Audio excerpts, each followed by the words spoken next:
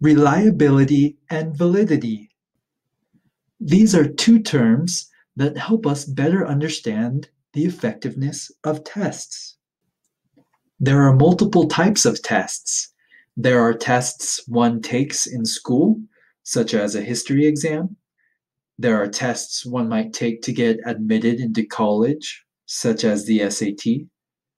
And then there are tests counselors might administer to clients that help clients better understand the challenges they face. These tests that counselors administer have been developed to assess for specific diagnoses, personalities, and career interests. These types of tests get developed or created by practitioners, researchers, and scholars through a multiple staged process. Once the tests are developed, they are then administered to individuals to test to see if the test works the way it was intended to work. Let's take a moment and use the construct of depression to illustrate this process. Researchers get together and ponder what it means to feel depressed.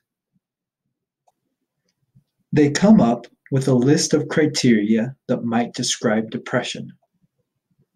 The criteria then get put into question form and developed into a test that is then administered to a group of people that become the test group. If the test group self-identify as feeling depressed and the test results suggest they experience depression, then the test would have validity. This means that the test is able to measure what it claims it measures, depression.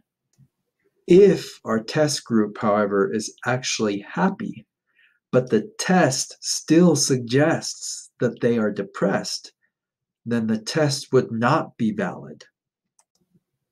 Now, let's take a look at reliability. If our test group is consistently depressed, and they take the test multiple times, but sometimes the test results suggest they are depressed, and sometimes they suggest they are not depressed, then the test would not be reliable.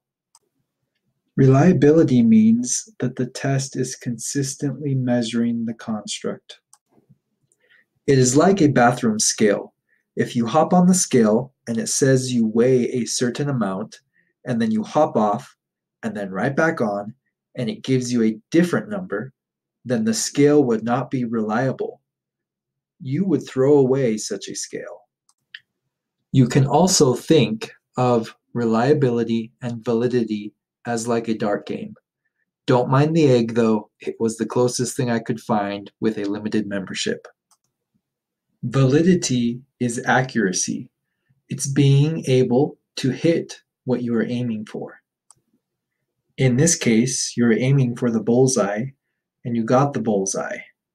In the case of the test, you were aiming for depression, and you were actually able to measure depression. Reliability is consistency. It's being able to hit what you are aiming for over and over again. In the case of the bullseye, you are aiming for the bullseye, and you are able to hit it multiple times. In the case of the test, you are aiming for depression, and you are able to accurately assess for it over and over again. Hopefully, this short video has helped you better understand these two terms, reliability and validity.